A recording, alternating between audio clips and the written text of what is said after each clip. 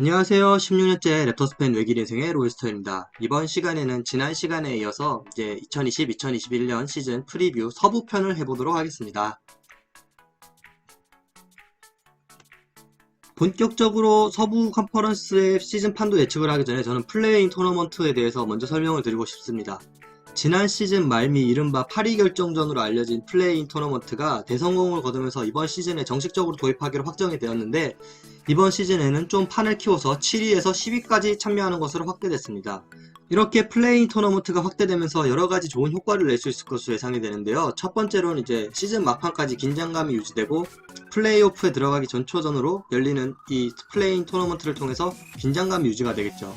또 1, 2번 시드 같은 경우에는 아무래도 맞붙는 상대들이 더 많은 경기를 하고 나타나니까 더 지친 상대를 만난다는 어드밴티지가 강화가 되겠죠.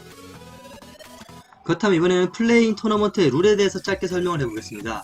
첫 번째로는 7-8 게임이라고 하는데 시즌 7위 팀과 시즌 8위 팀이 대결을 해서 승자는 7번 시드로 플레이오프를 진출하고 패자는 플레이인 게임으로 향하게 됩니다. 두 번째 게임은 9-10 게임인데요. 시즌 9위 팀과 시즌 12 팀이 대결을 하고 승자는 플레이인 게임으로 향하게 되고 패자는 탈락합니다. 최종전이죠. 플레이인 게임이 있습니다. 아까 말씀드렸던 7-8 게임의 패자와 9-10 게임의 승자가 대결을 해서 승자는 8번 시드로 플레이오프를 진출하고 패자는 탈락하는 시스템입니다. 이 시스템이 조금 어렵다면 비슷한 사례가 있었죠. 예전 스타리그에서 했던 조별리그, 승자전, 패자전, 최종전으로 갈리는 시스템, 그리고 WBC의 조별 예선을 생각하시면 좀 이해하기가 쉬울 것 같습니다. 요즘 NBA 팬들 사이에서는 어우랄, 어차피 우승은 LA 레이커스다 라는 말이 유행을 하고 있는데 그만큼 실제로 레이커스가 이번 시즌에 필요한 포지션에 필요한 선수를 제대로 영입했고 르브론 제임스랑 앤서니 데이비스의 재계약도 잘 이끌어냈어요.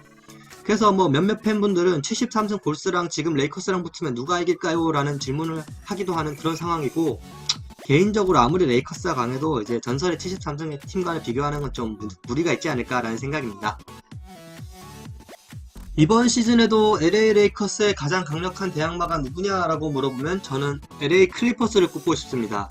플레이오프에서 부진하긴 했지만 그래도 지난 시즌 서부 2위를 거뒀고 카와이 레너드와 폴 조지의 원투펀치는 여전히 위협적입니다. 그렇지만 불안 요소로는 이제 지난 시즌 안 좋았던 팀 케미스트리가 어느 정도 회복되었느냐, 그리고 전통적으로 플레이오프에 약했던 LA 클리퍼스가 이번 시즌에도 과연 그 징크스를 깰 수 있을까, 이런 점들은 한번 두고 봐야겠네요. 서부의 좀 도드라진 특징이라고 할 수 있는 거는 중위권이나 중하위권에서도 되게 뛰어난 선수가 많고 경쟁력이 좋아요.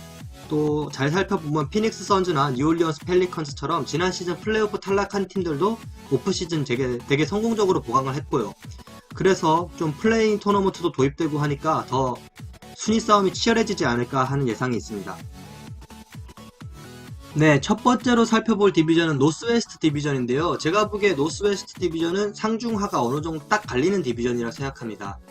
덴버 너게츠와 유타 재즈가 저는 상위권이라고 생각하고 중위권은 트레이블레이저스를 놓고 싶은데 문제는 데미안 릴라드가 있기 때문에 이 릴라드의 개인 역량으로 상위권 팀들도 얼마든지 깨부실 수 있는 그런 중위권 팀이라고 생각합니다. 하위권 팀으로는 이제 전면 리빌딩에 들어간 오클라호마 시티 썬더랑 미네소타 팀버울브즈를 예상하는데 미네소타 팀버울브즈 같은 경우에는 1픽으로 앤서니 에드워즈도 영입했고 절친 듀오죠. 칼 앤서니 타운스랑 디안젤로 러셀이 이제 본격적으로 첫 시즌 호흡을 맞추기 때문에 만약 사고를 칠 수도 있다면 팀버울브즈가 좀 사고를 치지도 않을까라는 생각도 듭니다. 저는 노스웨스트 디비전에서는 자말 머레이를 되게 주의 깊게 보고 싶습니다. 자말 머레이 하면 이제 지난 시즌 플레이오프에서 맹활약을 펼쳤는데요. 50 플러스 득점만 두 차례를 기록하고 클리퍼스랑 7차전에서 무려 40득점을 꼽아 넣었죠. 클러치 상황 되면 소위 말하는 쫄지 않고 더 과감하게 플레이하는 스타일이 멋있기 때문에 또 자말 머레이에게 눈길이 가는 것도 사실입니다. 많은 분들이 간과하시는 사실이 있는데 자말 머레이 선수가 어시스트 능력도 되게 좋습니다. 팀 사정상 이제 요키치가 주로 패스를 뿌리는 역할이라서 많이 가려지는 건데 지난 시즌 자말 머레이가 4.8 어시스트를 했는데 플레이오프에서 6.6 어시스트로 딱 늘어납니다. 본인이 고득점을 하니까 수비가 자기한테 몰리니까 그걸 자기가 보고 비어있는 동료들한테 패스를 많이 뿌리면서 이렇게 선순환이 이어진 거죠. 그래서 이번 시즌 자말 머레이 활약 많이 기대하고 있습니다. 두 번째로 살펴볼 디비전은 퍼시픽 디비전입니다. 말이 필요 없는 제일 빡센 디비전이라고 할 수 있죠. 일단 디펜딩 챔피언인 LA 레이커스 있고 가장 강력한 도전자라고 말할 수 있는 LA 클리퍼스가 있고 또 부상에서 회복한 스테판 커리가 있는 골든 스테이트 워리어즈랑 오랜만에 플레이오프를 한번 노려보면서 크리스 폴을 영입한 피닉스 선즈가 있죠. 어떻게 보면 이제 킹스만 좀 불쌍하게 됐는데, 킹스가 플레이오프를 진출했던 마지막 역사가 2005년, 2006년 시즌입니다. 14년 됐죠. 근데 이렇게 다른 팀들이 너무 강력한 걸 보니까 올해도 좀 플레이오프 가긴 힘들 것 같고, 만약에 가게 된다면 딱 8위를 차지하는 것보다는 어떻게 플레이인 토너먼트에서 꾸역꾸역 올라와서 플레이오프를 가는 건 좀 머릿속으로 그려지네요. 이번 시즌 퍼시픽 디비전에서 주목해야 될 선수로 저는 켈리 우브레 주니어를 꼽겠습니다. NBA에서 팬들은 다 아시는 최강 꽃미남이죠. 지난 시즌 이제 피닉스 선즈에서 커리어 하이를 기록하면서 주가가 많이 올랐고, 또 눈여겨본 골든 스테이트 워리어즈가 부상당한 클레이 탐슨을 대신해서 커리의 파트너로 점찍었고 트레이드로 데려오는데 성공을 했어요. 근데 이제 켈리 우브레 주니어를 데려오는데 골스가 막대한 사치세를 지불을 합니다. 따라서 탐슨이 내년에 복귀할 경우 트레이드 될 가능성이 가장 높은 선수이지 않을까라는 생각이 들고, 지금 한참 기량이 절정을 달리고 있는 선수이기 때문에 스테판 커리의 뉴 스플래시 듀오 브라더스 기대해볼만 하다고 생각합니다. 네, 여기서 NBA 상식 사치세에 대해서 한번 알아보겠습니다. 사치세는 이 셀러리 캡을 초과했을 때는 벌금 같은 개념인데요. 셀러리 캡을 초과하자마자 내는 건 아니고 별도의 사치세 라인이 있어서 그 라인을 초과했을 때 초과한 만큼 내는 거고, 약간 우리 전기요금처럼 더 초과한 금액이 많을수록 누진돼서 벌금을 내는 시스템이에요. 이게 절정을 이루는 건 징벌적 사치세라는 건데, 최근 4년 동안 3번 이상 사치세를 넘었을 경우 초과분의 4.25배를 벌금으로 납부해야 되는 시스템입니다. 그래서 아무리 부자 구단이라도 정말 피하고 싶은 벌금이기 때문에 팀들은 이 사치세 라인 밑으로 셀러리 캡을 유지하려고 정말 노력을 해요.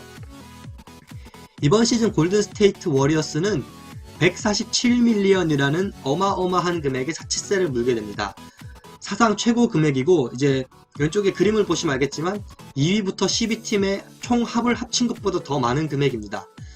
이렇게 사치세가 불어나게 된 이유는, 일단 골든 스테이트 워리어즈는 징벌적 사치세의 대상이에요. 왕조 시절에 많이 돈을 써서 달렸죠. 그런데 이번 시즌 클레이 탐슨이 다쳤는데, 그래서 셀러리 절감을 한 게 아니라 오히려 켈리 우브레 주니어를 데려오면서 연봉 지출이 더 커졌어요. 그래서 이렇게 돈을 내게 된 거고, 그렇기 때문에 많은 전문가들이 골든 스테이트 워리어즈가 앞으로 추가적 트레이드로 셀러리를 줄일 것이다 라고 생각하고 있습니다. 그럼 마지막 디비전이 되겠네요. 사우스 웨스트 디비전 한번 알아보겠습니다. 사우스 웨스트 디비전은 이제 전통적인 강호인데, 이번 시즌 휴스턴이 많이 삐걱거리고 있죠. 러셀 웨스트브룩이랑 이제 로버트 코빙턴도 트레이드했고, 지금 제일 심각한 건 제임스 하든과의 갈등인데, 하든이 시즌 중 트레이드 되느냐 안 되느냐에 따라서 팀의 성적이 많이 갈릴 것으로 보입니다. 지난 시즌 기준 이 5팀 중에 2팀이 플레이오프를 진출했고 3팀이 이제 마지막 플레이오프 막차 티켓을 놓고 경쟁을 했는데요. 이번 시즌에는 플레이인 토너먼트가 도입이 돼서 10위까지도 포스트 시즌에 플레이를 할 수 있으니까 5팀 모두 정말 의욕적으로 이번에 경기를 치르지 않을까라는 예상을 하고 있습니다. 사우스 웨스트 디비전에서 주목해야 될 선수는 단연코 루카 돈치치라고 생각합니다. 루카 돈치치 이력서는 아시죠? 만 16세에 유럽에서 데뷔하고 만 19세에 유로 챔스 우승하고 MVP 땄고요. 그리고 NBA 데뷔하자마자 신인왕 수상하고 2년차 때는 팀 플레이오프 올려놓고 본인은 올스타 스타팅 멤버 선정되고 올 NBA 퍼스트 팀도 선정됩니다.